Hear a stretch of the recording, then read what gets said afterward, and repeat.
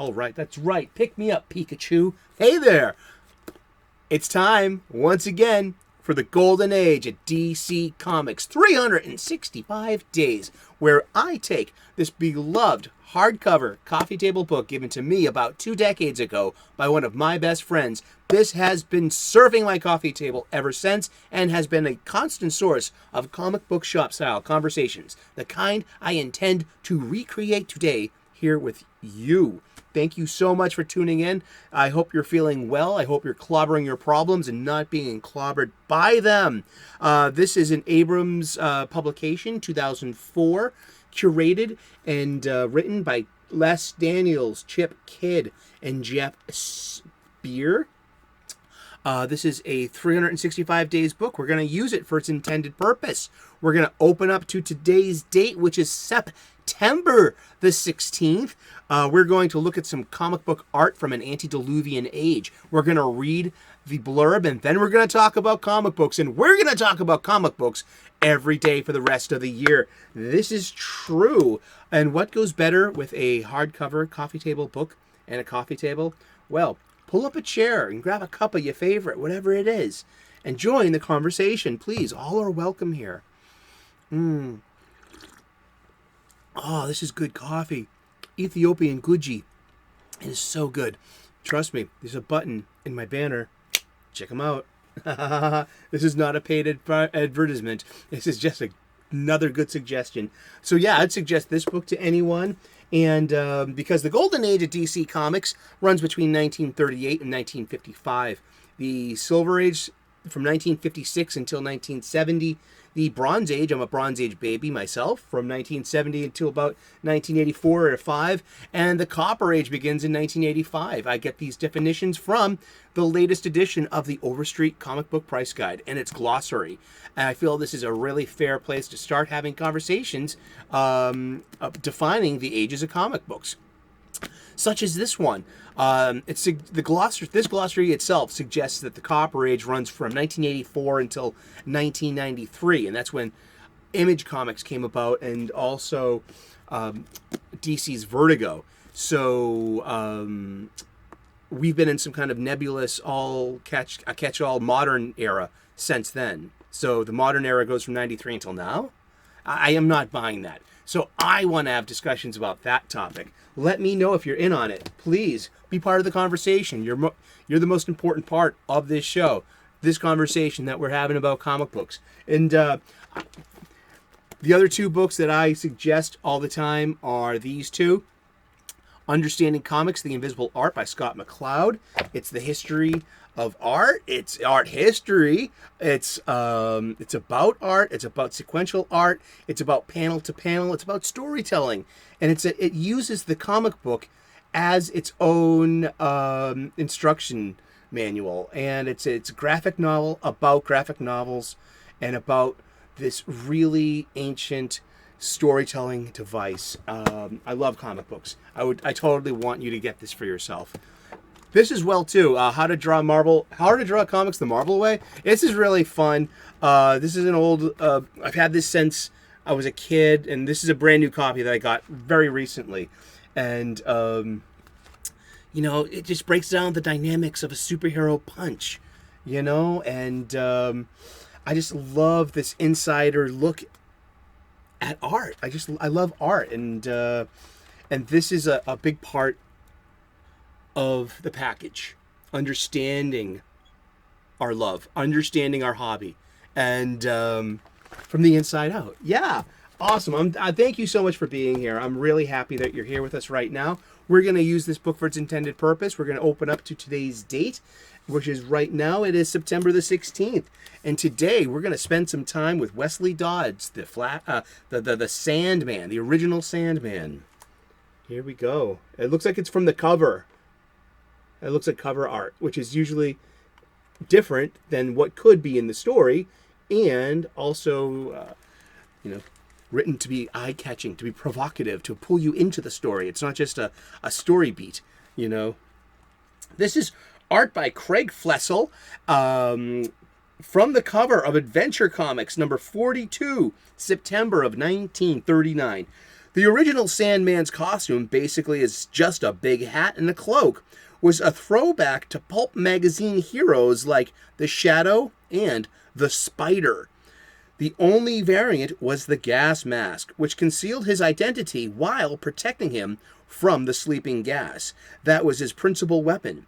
Come to think of it, that mask probably came in handy on occasions like this, when the hero was obliged to chase villains through the noxious sewers. Try not to inhale, Sandman. Wah, wah, wah, wah. Yeah, so it's just a couple of minutes with Sandman, which begat in the Copper Age, one of the most influential, best comic books. And this is one of the titles why we consider comic books to be a little transcendent when it at moments. Mostly they're just superhero tales and, you know, pithy morality tales, pithy social commentary, pithy, short, brief. So it's just like they're here and, just a moment, and then some, a very few transcend that, the basic premises of the world and of the characters used and their circumstances, their fantastic natures, these impossible situations. And something like Neil Gaiman's The Sandman comes along in 1989 and transcends that. And the comics that do transcend, they are few and far between. Every comic book isn't going to be Alan Moore's Swamp Thing. I mean, every comic book's not going to be like issue 20 of Neil Gaiman's Sandman's Facade with like art by Colleen Doran, and it was the tale of Element Girl, and this really weird morality tale about rights to choose. I highly suggest it if you can find it. It's Sandman Volume 2, issue 20.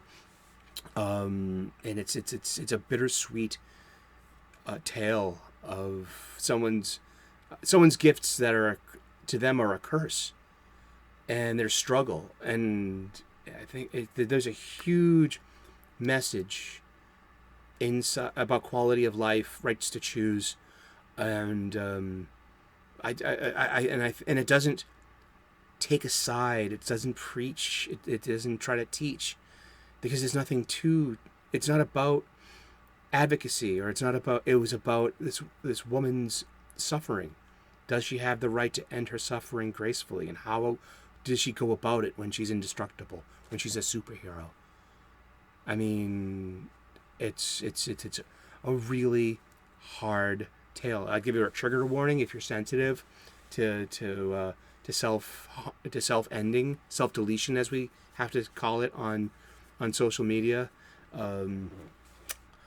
But I mean, Sandman is just an incredible tale, and it started here with Wesley Dodds in the Golden Age, and it gave us something as Neil Gaiman was able to use this character.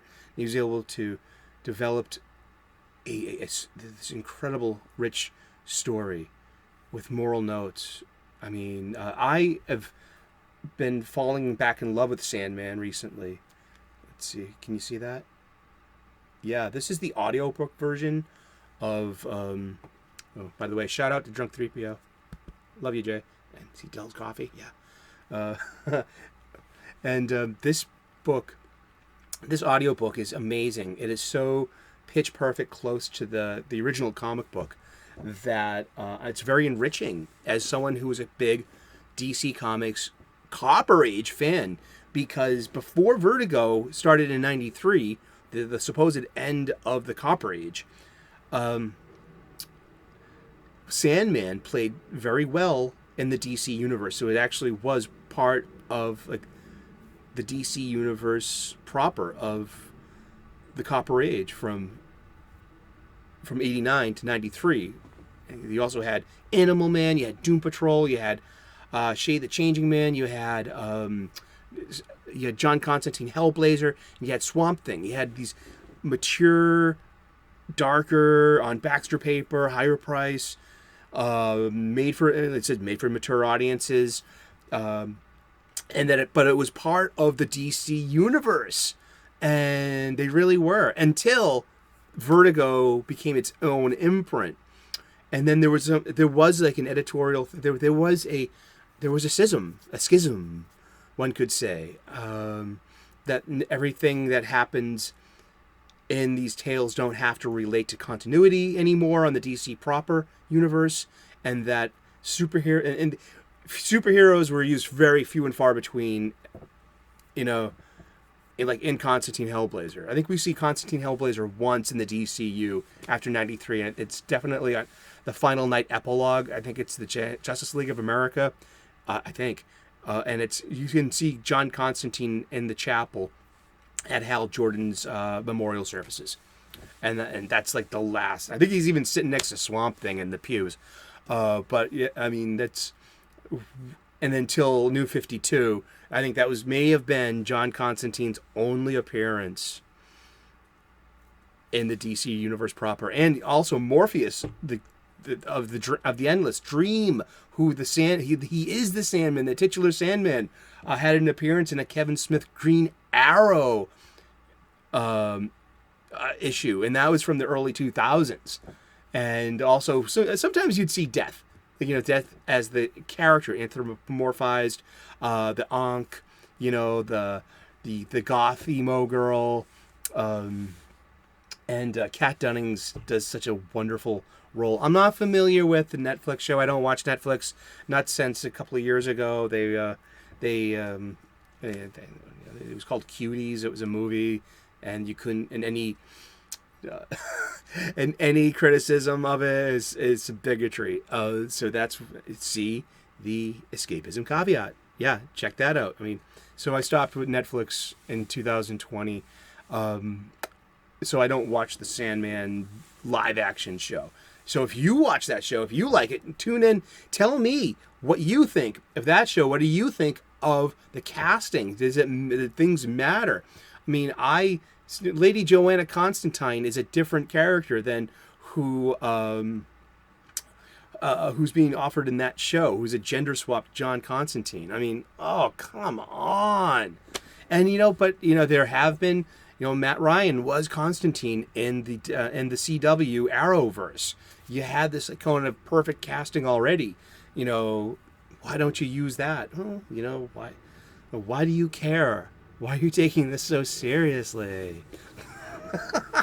Indeed. This is why we talk about comic books, because we take it seriously enough. Don't we now? Thank you so very much for tuning in. We've been talking about comic books, and we're going to talk about comic books every day for the rest of the year. So tune in tomorrow, 3 p.m. U.S. Eastern, and we'll find out who we're talking about when we turn the page tomorrow. Please like and subscribe. I would love to earn your subscription. We make daily content here. We talk about comic books every day. I'm a chef, so I make soup videos. I'm also known as the Sultan of Soup.